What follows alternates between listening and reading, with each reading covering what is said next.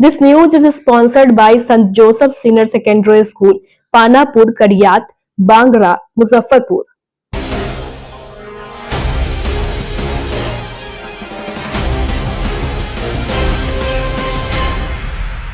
नमस्कार, स्वागत है आपका डेन न्यूज में और दिन भर की तमाम अहम खबरों के साथ मैं हूं आरती सिंह। आगे बढ़ने से पहले आइए नजर डालते हैं आज की खास खबरों पर।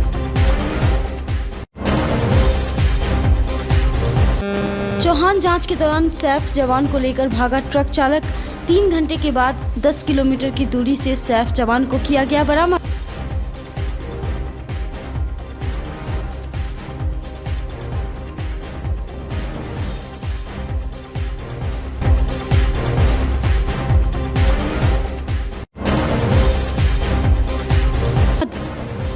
मुजफ्फरपुर में 2 थाना क्षेत्र से 5 लड़की गायब। प्रेम प्रसंग में अपहरण की आशंका।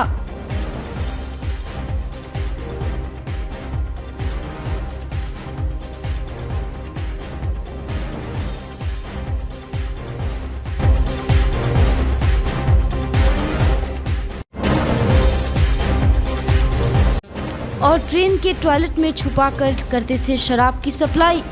पुलिस ने किया भांडाफोड़, 7 गिरफ्तार।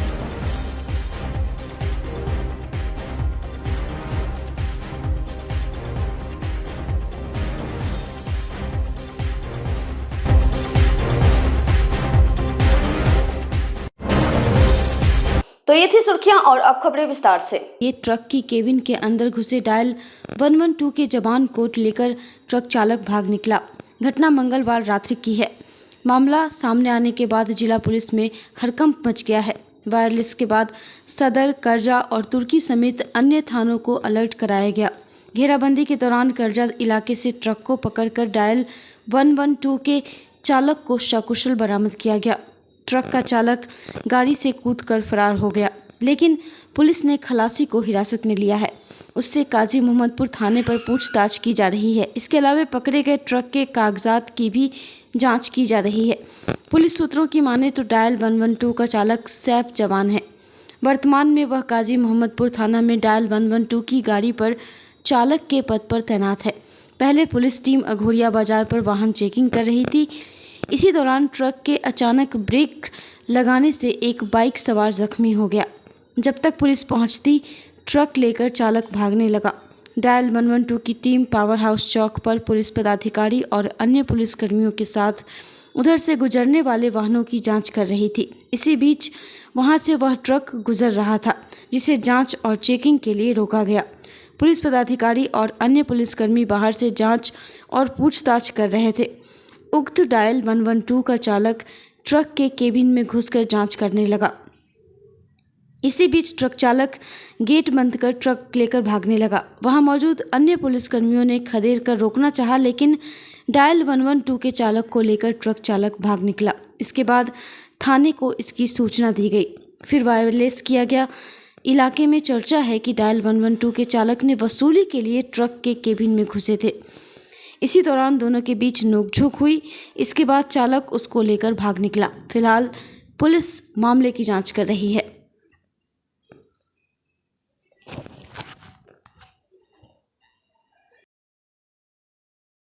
आज रात्रि में जब 112 की छुटपुट घटना हुई है, जिसमें ट्रक चालक द्वारा ब्रेक लगाया गया तो पीछे से बाइक उसमें टक्कर खा गई थी, तो उसी पे 112 की टीम वहाँ पहुँची थी। तो उसी को लेके कुछ आपसी विवाद उनमें हुआ है, उसकी जांच चल रही है। उस पर शीघ्र ही हम कार्रवाई करेंगे। 112 के चालक हैं वो ट्रक पे चले नहीं, उस पूछताछ के क्रम में था कि उस ड्राइवर को शायद नीचे उतार रहे थे, जैसा अभी तक के उसमें आया है।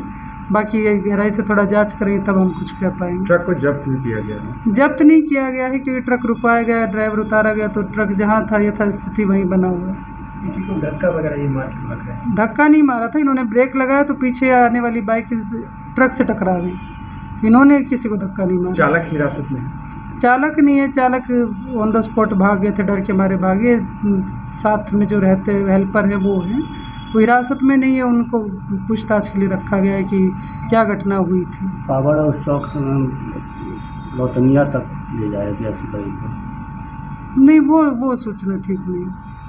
आगे जांच चल रही है। हाँ, जांच चल रही है, जैसे ही होगा हम आपको बताएंगे। मुजफ्फरपुर पुलिस ने गुप्त सूचना के आधार पर भारी मात्रा में गांजा की खेप जब्त की है। साथ ही 2 गांजा तस्करों को भी गिरफ्तार किया गया है। उनकी निशानदेही पर अन्य तस्करों की गिरफ्तारी के लिए छापेमारी चल रही है। वहीं एक कार से भी भारी मात्रा में विदेशी शराब जब्त की गई है। मामला अहियापुर थाना क्षेत्र का है। दरअसल मंगलवार को डीएसपी टाउन 2 विनीता सिन्हा को गुप्त सूचना मिली कि बैरिया बस स्टैंड के पास एक व्यक्ति खड़ा है, वह गांजा की खेप रखे हुए है। सूचना के आलोक पर त्वरित कार्रवाई करते हुए एक टीम गठित की गई। गठित टीम मौके पर पहुंची। उक्त व्यक्ति के पास एक पिट्ठू बैग था, उसकी तलाशी ली गई। तलाशी के क्रम में बैग से गांजा मिला, जिसके बाद व्यक्ति को गिरफ्तार कर लिया गया। साथ ही गांजा भी जब्त किया गया। पूछताछ में उसकी पहचान वैशाली जिले के गुरौल थाना क्षेत्र के कैला जलालपुर निवासी नजरे आलम के रूप में हुई। साथ ही जब्त गांजा का वजन 9 किलो हुआ। पूछताछ में नजरे ने बताया कि वो बेतिया से खेप लेकर आ रहा है, उसे वैशाली जिले में अरविंद नामक व्यक्ति को डिलीवरी देनी है। उसकी निशानदेही पर जिले के फकुली थाना क्षेत्र से लक्ष्मण राय के पुत्र अरविंद को गिरफ्तार किया गया। मादक पदार्थ की खेप पकड़ी गई है, कुछ अरेस्टिंग हुई है।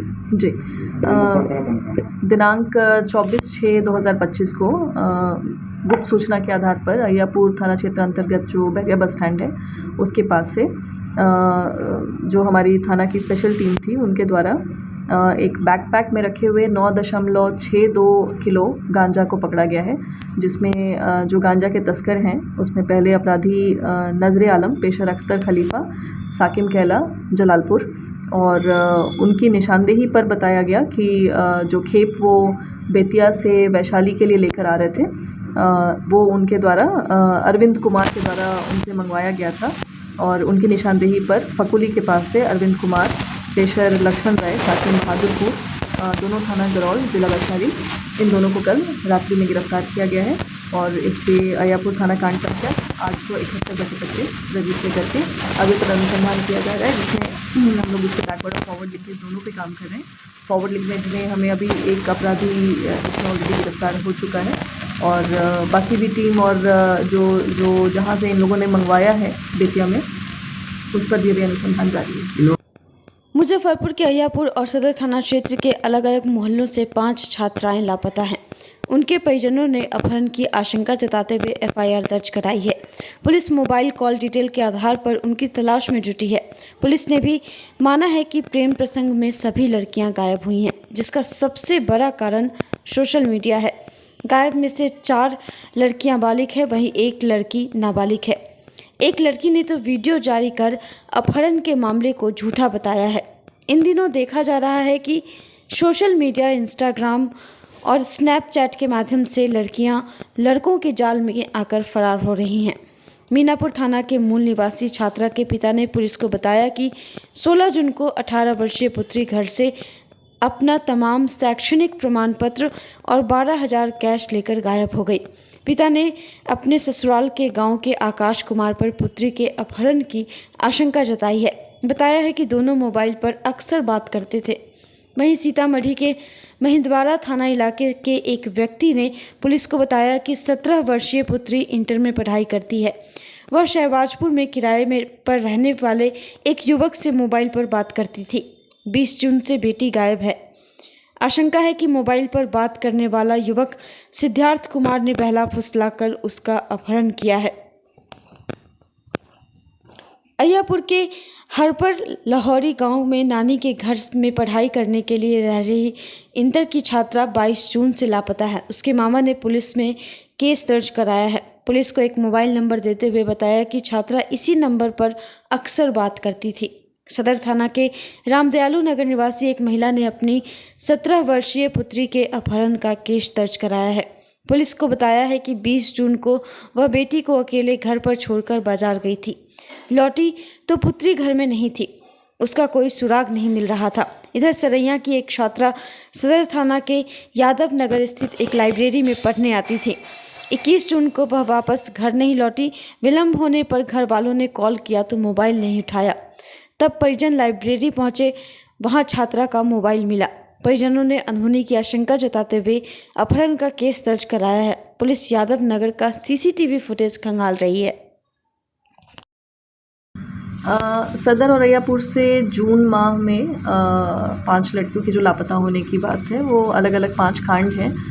इनमें 4 लड़कियां बालिग हैं और चारों लड़कियां जो अभी तक का अनुसंधान हुआ है उसमें प्रेम प्रसंग का मैटर सामने आ रहा है, जिसमें वो किसी लड़के के साथ चली गई हैं।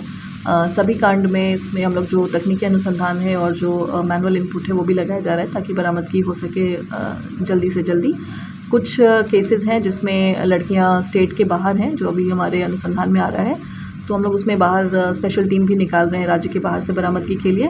और 1-2 कांड ऐसे हैं जिसमें बालिग लड़कियों ने शादी करके वीडियोस भी भेजा है थाना को, तो उस पर भी हम लोग उसको बरामद करके फिर माननीय न्यायालय के समक्ष उनका बयान कराएंगे। अवेयरनेस के लिए क्या कुछ किया जा चुका है? सोशल मीडिया पे ही बहुत सारी लड़की गायब हो रही है, उसके लिए पुलिस कुछ पहल करेगी? देखिए, मूलतः तो ये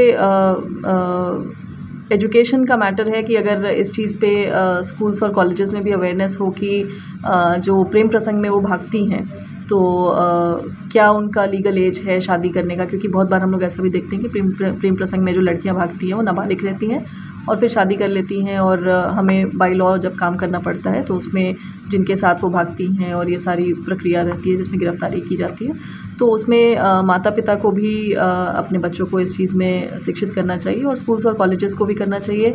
पुलिस के द्वारा भी इसमें अवेयरनेस कैंपेन्स हम लोग चला रहे हैं और जो बीच बीच में रेगुलर इंटरवल्स पे चाहे साइबर के थ्रू हो या जो और भी हमारे एजुकेशनल कैंपेन्स होते हैं उसमें भी इस चीज़ की अवेयरनेस हम लोग फैला रहे हैं कि क्या लीगल एज है शादी के लिए या सोशल मीडिया से किस तरह से इन्फ्लुएंस नहीं हो और सोशल मीडिया का क्या साइड इफ़ेक्ट्स है। इन सब चीज़ों पे भी साइबर थाना के द्वारा भी स्पेशल कैंपेन चलाया जा रहा है। मुजफ्फरपुर के उत्पाद विभाग की विशेष टीम ने शराब तस्करी के बड़े नेटवर्क का भंडाफोड़ किया है। पुलिस ने काजी मोहम्मदपुर थाना क्षेत्र के बटलर रोड इलाके से 7 लोगों को गिरफ्तार किया, जिनके पिट्ठू बैग से कुल 52 लीटर असम निर्मित अंग्रेजी बियर जब्त की गई है। टीम ने इस कार्रवाई में 4 लोगों को भी हिरासत में लिया है, जिनमें से एक वैशाली और 2 सरैया इलाके के रहने वाले हैं। गिरफ्तार आरोपियों में सरैया के मानिकपुर का दिवाकर कुमार मास्टरमाइंड बताया जा रहा है। उसके साथ इब्राहिमपुर का सौरभ कुमार, मोनू कुमार और विकास कुमार की पहचान हुई है। उत्पाद टीम की पूछताछ में जानकारी मिली है कि इनको समस्तीपुर में पिट्ठू बैग दिया गया था। एक बैग पहुंचाने के लिए 1,000 रुपये उसको दिया गया था। गिरफ्तार डिलीवरी बॉय के खिलाफ थाने में अभियोग दर्ज करके उसको कोर्ट में प्रस्तुत किया गया। उत्पाद थानेदार दीपक कुमार सिंह ने बताया कि यह शराब की खेप अवध आसाम एक्सप्रेस से भेजी गई थी। असम में बैठा शराब माफिया नेटवर्क को चला रहा है। टीनेजर लड़कों और लड़की को शराब माफिया ने हायर किया था। इनको समस्तीपुर बुलाकर शराब रखा पिट्ठू बैग दिया गया था। मुख्य धंधेबाज को चिन्हित किया जा रहा है। ये अवध असम एक्सप्रेस ट्रेन से हम लोग को सूचना मिली कि कुछ शराब तस्कर पिट्ठू बैग में शराब लेकर के मुजफ्फरपुर उतरकर होम डिलीवरी कहीं देने वाले हैं। इसी सूचना पर हम लोग मुजफ्फरपुर रेलवे स्टेशन के इर्द गिर्द अपना ये टीम को लगाए और अवध असम ट्रेन आने के बाद प्लेटफॉर्म से बाहर कुछ लोग हम लोगों को दिखाई दिया कि पिट्ठू बैग लेके आगे की ओर तेज़ी से बढ़ रहे हैं। हम लोगों ने उन सभी का घेराबंदी किया और जब बैग की तलाशी ली गई तो उसमें प्रत्येक के बैग में कुल 7 व्यक्ति पकड़े गए थे, जिसमें से कि 3 विधि विरुद्ध बालक अंडर एज लड़का था और उन सभी के बैग में for sale in Assam can bear 500 ml वाला कैन बियर जो होता है, सभी के बैग में कैन बियर बरामद किया गया। कुल 105 कैन बियर 7 व्यक्ति के पास से बरामद किया गया। और जब इनसे पूछताछ की गई तो इन लोगों ने बताया कि असम से ही 3 टायर के लैट्रिन में उसका ये सीट हटा के जो प्लाई रहता है उसके दीवार में वो हटा के वहाँ कार्टून पैक कर मतलब डाल दिया जाता है और समस्तीपुर में ये लोग स्क्रू ड्राइवर के सहारे उस सीट को बाथरूम में बंद होकर उस सीट को खोलते हैं और कार्टून से एयर बैग में या पिट्ठू बैग में शराब को भर भर कर उस शराब को मुजफ्फरपुर उतर के उसका डिलीवरी अन्य जगहों पर करता है। क्या कमीशन वगैरह मिलता है शराब में? ये जो कि इसका मुख्य सरगना जो इस रैकेट का मुख्य सरगना है उसका नाम दिवाकर कुमार है, जो कि पूर्व में भी पारू थाना और ये सरैया थाना के अंतर्गत चोरी मामले में जेल जा चुका है। और यही इस रैकेट का संचालक है, जो कि असम से शराब मंगवाकर छोटे छोटे लड़के से ये धंधा करवाता है। उन लोगों को जैसा कि उन्होंने बताया पूछताछ के क्रम में कि 700, 800, 1000 रुपया पर ट्रिप ये उसको बियर करता है। कब से ये लोग इन्वॉल्व थे? अभी तो इससे जो हम लोग पूछताछ किए तो कोई बताया कि हमारा दूसरा ट्रिप है, कोई बताया तीसरा ट्रिप है, कोई बताया चौथा ट्रिप भी है। तो कई दिनों से ये लोग इस धंधा को कर रहे हैं। क्या अवध शाम के अलावा दूसरी ट्रेन से भी ये लोग शराब की तस्करी? हम लोग नज़र रखे हैं, अन्य ट्रेन पे भी हम लोग का नज़र है और इस तरह का जो भी मामला आएगा ट्रेन से हम लोग पकड़ेंगे। मुजफ्फरपुर उत्पाद पुलिस ने बड़ी कार्रवाई करते हुए तुर्की थाना क्षेत्र के पटना मुजफ्फरपुर हाईवे पर एक मारुति कार से अवैध विदेशी शराब की खेप बरामद की है। गुप्त सूचना के आधार पर की गई इस छापेमारी में पुलिस ने 5 कार्टन उत्तर प्रदेश निर्मित अवैध विदेशी शराब जब्त की है। कार में सवार एक तस्कर को मौके से गिरफ्तार किया गया, जिसकी पहचान सरैया थाना क्षेत्र के भटौलिया निवासी परशुराम चौधरी के रूप में हुई है। उत्पाद थाना प्रभारी दीपक कुमार सिंह ने बताया कि परशुराम ने कुछ दिन पहले ही एक सेकेंड हैंड मारुति 800 कार खरीदी थी, जिसका उपयोग वह शराब की तस्करी में कर रहा था। छापेमारी के दौरान आरोपी कार से संबंधित कोई वैध कागजात प्रस्तुत नहीं कर सका, जिससे यह संदेह भी जताया जा रहा है कि यह कार चोरी की हो सकती है। फिलहाल उत्पाद विभाग ने कार और शराब को जब्त कर लिया है और तस्कर से पूछताछ जारी है। जी, अभी जिलाधिकारी महोदय के आदेशानुसार हम लोग प्रतिदिन छापामारी कार्य कर रहे हैं और इसी क्रम में एक मारुति 800 से कुल 5 कार्टून विदेशी शराब टेट्रा पैक बरामद की गई और एक व्यक्ति परशुराम चौधरी, जो कि भटोलिया गांव थाना सरैया का रहने वाला है, को गिरफ्तार किया गया था। गिरफ्तारी इसकी तुर्की थाना क्षेत्र के अंतर्गत हुई है। अभी हम लोग इससे पूछताछ कर रहे हैं। प्रथम दृष्टया तो ये अभी तक बताया कि हम किसी भी मामले में जेल नहीं गए हैं, लेकिन हम लोग इससे संबंधित अन्य थानों से इसके क्रिमिनल हिस्ट्री की जानकारी। कहाँ से लगा था? शराब का खेप पूछताछ के क्रम में इसने बताया कि शराब का खेप ये वैशाली जिला से लेकर आ रहा है। कहाँ पहुँचाना था? और इसी इर्द गिर्द पहुँचाना था इसको, तुर्की के ही इर्द गिर्द किसी क्षेत्र में। बरामद कार है वो इनकी है या किसी है? बरामद कार जैसा कि ये बताया सेकेंड हैंड ये किसी से लिया था, परंतु कार से संबंधित कोई भी कागजात जब्त नहीं की गई। कब से इस काम को ये कर रहे हैं पूछताछ के क्रम में तो बोला मेरा सर पहला ही खेप है, लेकिन ये लोग झूठ भी बोलते हैं। अभी हम लोग इसका डिटेल पता लगा रहे हैं। खुद मंगवाया था या किसी और? नहीं, खुद ये लाकर ये डिलीवरी देने वाला। मुजफ्फरपुर लीची के लिए प्रसिद्ध है, लेकिन अब ये शहर आम के लिए भी प्रसिद्ध हो जाएगा। उत्तर बिहार के नर्सरी मैन एसोसिएशन ने बुधवार को आम महोत्सव 2025 का आयोजन किया। इस महोत्सव में 60 तरह के आम प्रदर्शित किए गए, साथ ही उनके पेड़ों का भी प्रदर्शन किया गया। प्रत्येक आम अपने स्वाद, आकार, उपलब्धता और रंग में अनोखा है। मुजफ्फरपुर आम महोत्सव में प्रदर्शित आमों में से कुछ प्रमुख किस्में दशहरी, लंगड़ा, चौसा, केसर, फजली, अल्फांसो है। इसके साथ ही करीब 55 अन्य किस्में प्रदर्शनी का मुख्य आकर्षण रही। जापान के प्रसिद्ध आम मियाज़की की खेती भी हो रही है। जापान में इस आम की कीमत 2,70,000 से 3,50,000 रुपये प्रति किलो है। महोत्सव का उद्देश्य आम किसानों को प्रोत्साहित करना और आमों को विविधता को बढ़ावा देना था। यह महोत्सव आम प्रेमियों के लिए एक अद्भुत अनुभव था। मौके पर काफ़ी संख्या में लोग मौजूद रहे। एसोसिएशन के अध्यक्ष AK मणि ने बताया कि बिहार के किसानों को आम की प्रजातियों से अवगत कराना और उनके रख रखाव के साथ प्रबंधन की जानकारी देना हमारा उद्देश्य है। अभी तो हम लोग परंपरागत वैरायटी लगा रहे हैं, उसमें कौन सा वैरायटी अच्छा है जिससे ज़्यादा मुनाफा हो सकता है। बिहार के किसी भी ज़िले में आराम से खेती हो सकती है। आम के पौधों और फलों का भी डिस्प्ले किया गया है। ये जगह आम के लिए बहुत अच्छा है। अब विदेश के आम की वैरायटी को भी बिहार में लगाया जा सकता है। नर्सरी एसोसिएशन का उद्देश्य है कि अच्छा और बेहतर क्वालिटी के आम को किसानों तक पहुंचाएं ताकि उनकी कमाई अच्छी हो सके।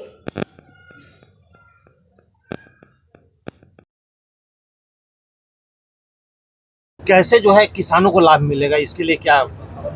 देखिए, ये हम पहले ही आप लोगों को बता चुके हैं। सबसे पहले तो आप मीडिया साथियों को अपनी ओर से हम बधाई देना चाहूँगा, और उससे पहले मैं सुनील जी को बधाई देना चाहूँगा कि बिहार की धरती पर, वह पुरन्नी की धरती पर दरियापुर कफेन पंचायत के सुदूर गांव में इन्होंने इतना वैरायटी का आम लगाकर लोगों को प्रोत्साहित करने का काम किया है, इसलिए इनको मैं हृदय से बधाई देता हूँ। रही बात आम के फसलों के विषय में, तो किसान को प्रोत्साहित करेंगे। आम जब उगेगा तो निश्चित तौर पर मार्केटिंग चाहिए, और मार्केटिंग के साथ साथ रख रखाव का भी व्यवस्था होना चाहिए कि कम से कम 1 महीना 15 दिन आम रुके, तभी देश में जाए, विदेश में जाए, तभी किसान खुशहाल हो। इसकी व्यवस्था सरकार से निश्चित तौर पर हम जाकर करेंगे और मांग करेंगे कि हमारे बिहार के अंदर पुरन्नी में ही इस तरीके के किसान हैं जो तरह तरह के 50, 60, 70, 100 किस्म का आम का पैदावार करने लगे हैं।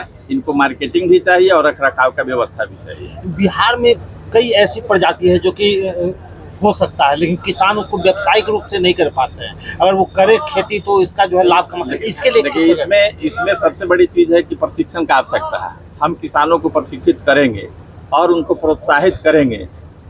सब्सिडी टाइप का जो भी व्यवस्था होता है, अगर हम करेंगे, उनको प्रशिक्षण देकर कहें कि इस काम को करने में ज़्यादा लाभ मिलेगा, तो हमारे किसान भाई निश्चित तौर पर करेंगे, और करेंगे तो हमारे किसान भाई खुशहाल होंगे, नो डाउट। सबसे पहले तो ये जितनी भी वेराइटी अभी जो लाइव प्लांट में देख रहे हैं, सब इसी जगह पे, इसी नर्सरी में तैयार हुआ है। जो हम लोग बाहर से पौधे को इम्पोर्ट करके मंगवाए हैं और विगत 1-1.5 साल में हम लोग इसको तैयार किए हैं। और तैयार करके रिजल्ट सामने में देख सकते हैं। और उचित जगह पे पौधा अगर लेते हैं और सही समय पर अगर उसका देख रेख करते हैं तो फलन अच्छा होगा और प्रोडक्शन भी अच्छा होगा, तो कीमत भी अच्छा मिलेगा। सभी मिट्टी में ये तो पौधा लग जाए? जी हाँ, अपने बिहार में हर मिट्टी में पौधा लग सकता है। इसी मिट्टी में आम बेहतर होता है। हमारे बिहार की मिट्टी ऐसी है कि हर जगह पे आम अच्छा है, बेस्ट क्लाइमेट है, जहाँ आम का सबसे अच्छा वैरायटी और टेस्ट मिल सकता है। बिहार में सियासी घमासान के बीच भाजपा के प्रदेश सह मीडिया प्रभारी प्रभात मालाकार ने पूर्व डिप्टी सीएम तेजस्वी यादव पर तीखा पलटवार किया है।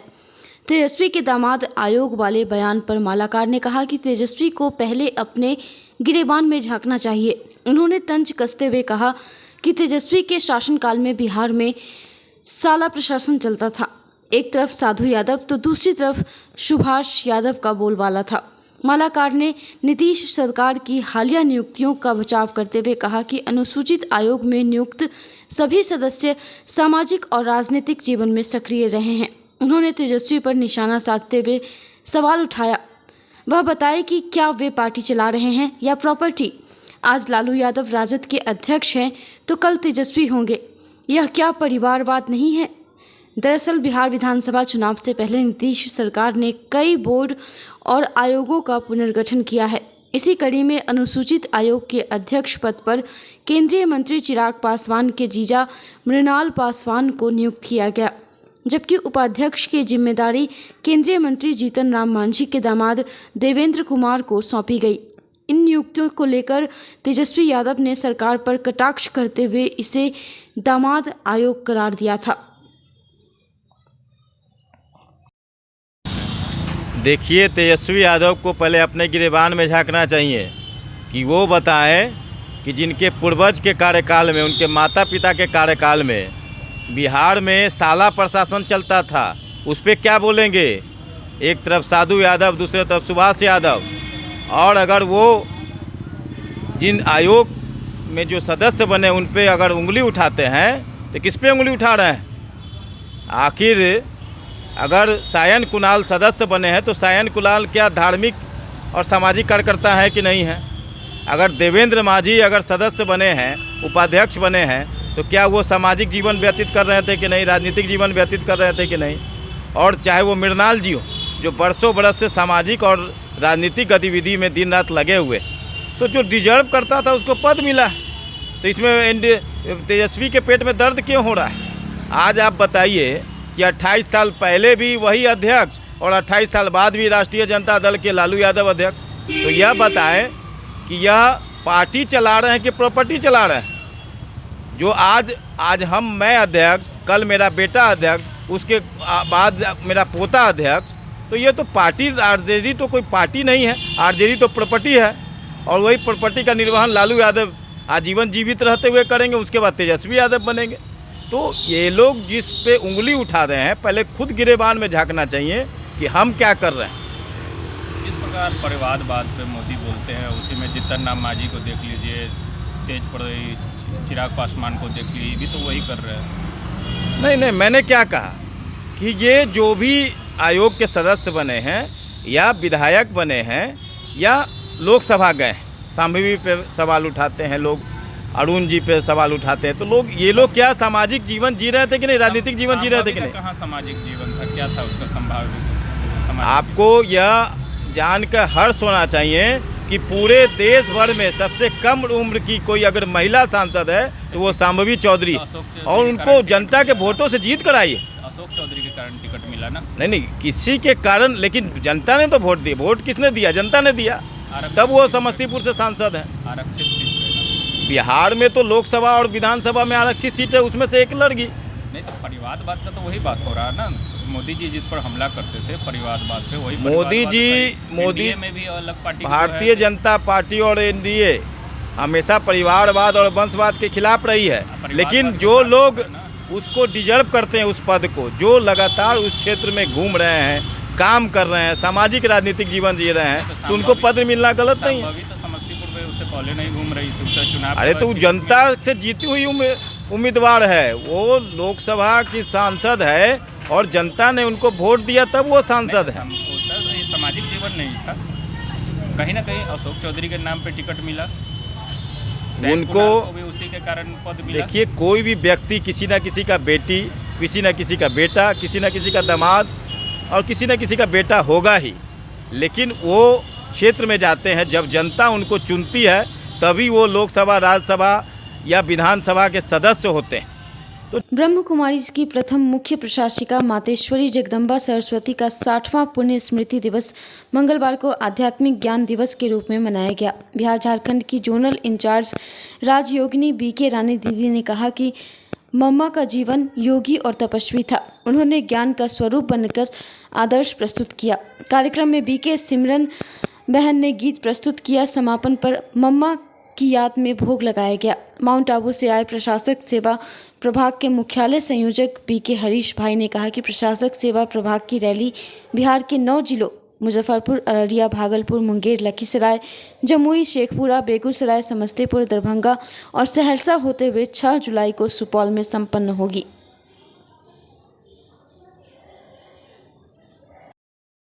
अभियान यहाँ से रवाना की जा रही है प्रशासन को लेकर, किस तरह की मेडिटेशन का बताइएगा। तो इस अभियान का यही लक्ष्य है कि जो एडमिन विंग है, एडमिनिस्ट्रेशन में है, तो जितना वो मानसिक रूप से शांत होंगे, मानसिक रूप से स्वस्थ होंगे, तो उतना ही वो निर्णय अच्छा ले पाएंगे। और देश के लिए जब अच्छा निर्णय लिया जाएगा तो देश उन्नति की ओर जा सकेगा। तो जो भी हमारी उन्नति हमें बाहर दिखाई देती है, तो उसका बीज जो है वो अंदर होता है। तो अंदर से जितना हम मानसिक रूप से स्वस्थ होंगे, हम मूल्यवान होंगे, उतना ही हमारा देश आगे बढ़ेगा और जो देश में भ्रष्टाचार है वो ख़त्म होगा। यही हमारा उद्देश्य है कि जितना हम योग युक्त होंगे उतना ही हम सुचारू रूप से हर कार्य कर पाएंगे। कैसे इसको किया जाएगा? प्रशासन को मेडिटेशन की ओर कैसे लाया जाएगा?